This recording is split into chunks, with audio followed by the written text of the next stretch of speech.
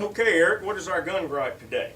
Well, this week's gun gripe, we're going to talk about our opinion about tactical versus practical. Right. And you know, the word tactical is thrown around a lot, and it's just one of those words that people use way too often to describe different things.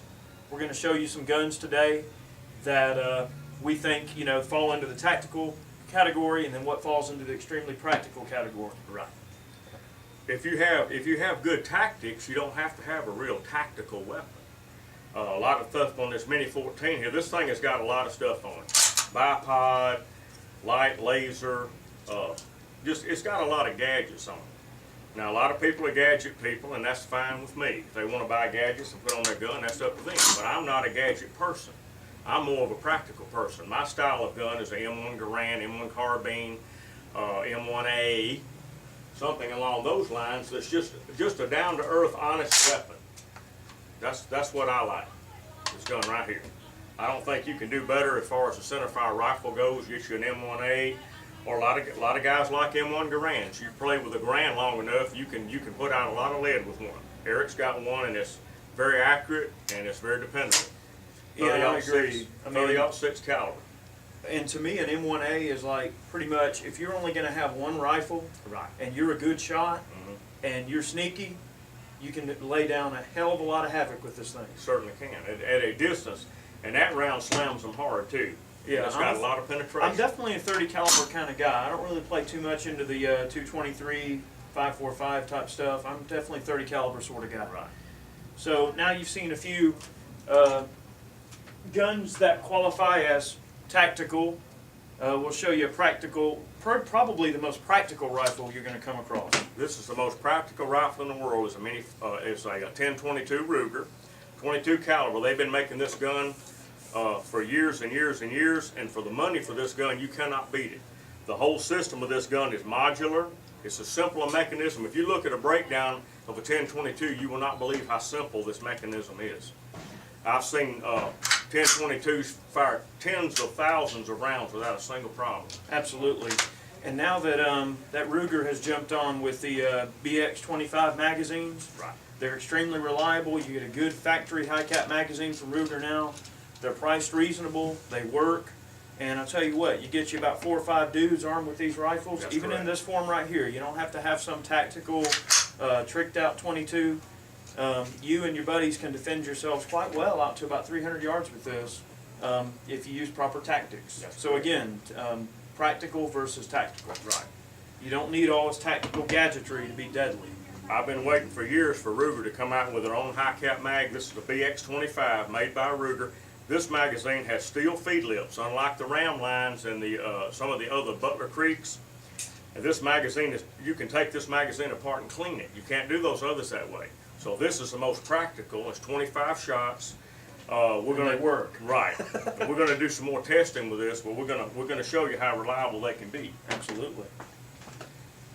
Here's an example of a very practical semi-automatic pistol. You got your Glock 19 here. A company called Talo, they hard chrome the slide on it. This is a gun that everybody can carry. Holds 15 rounds. You can always put your 33 round mag in it. So you've always got a lot of firepower with this. This is something you can carry, and this is something that'll save you. Absolutely. Okay, that's a practical To pistol. me, that's the most practical handgun. If you're only going to have one handgun, I would say that a Glock 19 or a Glock 26 would be my #1 choice if I could only have one. Several of these 33 round magazines, and you're hot to trot. Ready to go. Now, getting into the realm of the impractical, we've got a CZ75 pistol here with a bayonet on it. Now, this is not a joke. CZ actually makes this product. The one valuable thing about it, you can pull the blade out of it, and you've got an impact device. You can put that against somebody, they can't push your gun out of battery. This is an impact device. You can ram them in the face with it or whatever you need to do.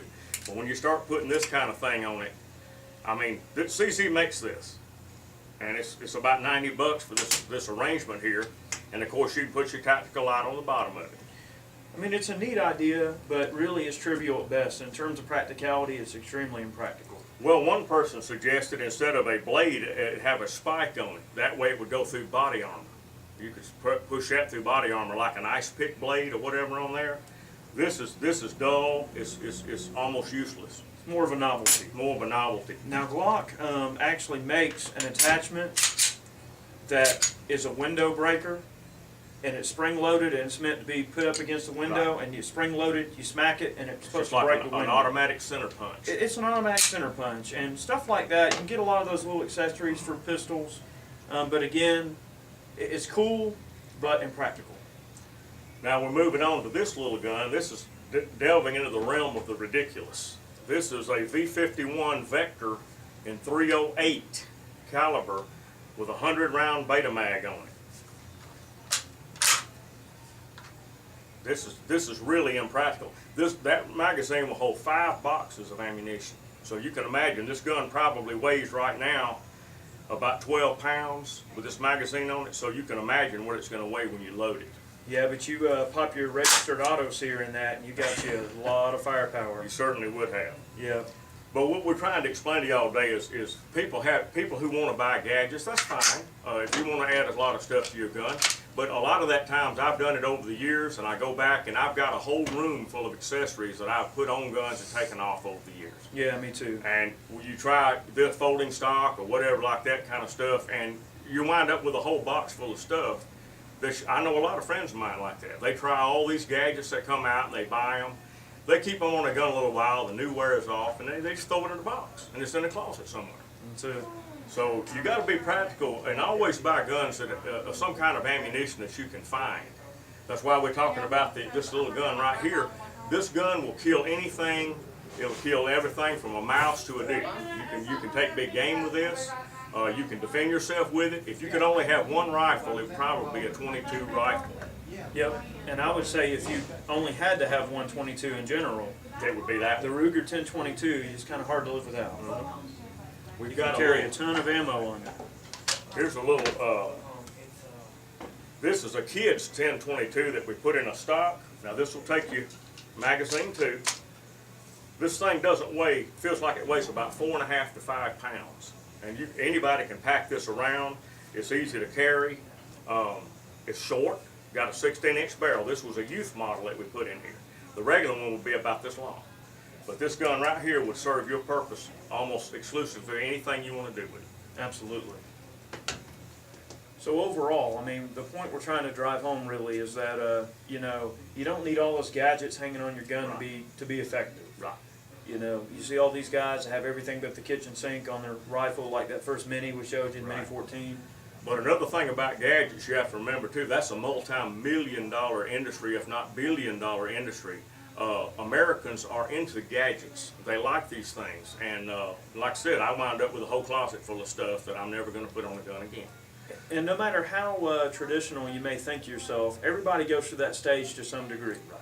All of us get to that point with guns where we want to throw everything with the kitchen sink on it, try it out. I've been there, I've done it, I know Barry has. But I can say that after years of experience, and I'm sure I can speak for Barry when I say this, that, you know, simplicity is where the real tactical, you know, is. That's the Simplicity is real the key. tactical. Sometimes it's the gun with the least accessories that's actually the most tactical weapon. That's correct. You have less to go wrong with it. I've seen folding stocks break at the hinge. I've seen all kinds of things happen to guns, but you keep it simple. Always keep it simple. That's right. And straight to the And point. speaking of that, I think that the next gun on my list that I want to get, I want one of those new Ruger takedowns. Yeah. I think have a short threaded barrel on that thing with a suppressor, Right. and leave it broke down when you need it, assemble it, and you got you a nice zombie popper ready to A go. practical gun. A practical gun that's light and easy to carry, perfect backpacking rig, or any other activities. Right. So there you have it. So there's the gun gripe for this week. So next week, Barry, we're going to be talking about a pretty sensitive subject, aren't we? We're going to be talking about a very sensitive subject next week. It's we're not going to give it away yet, but it's going to raise a lot of eyebrows, and it's going to be controversial and very political. Yeah, we promise next week's gun gripe's going to piss people off. Oh yeah, I'm afraid it's going to piss a lot of folks off, but that's the way it is. We're going to give it to you straight.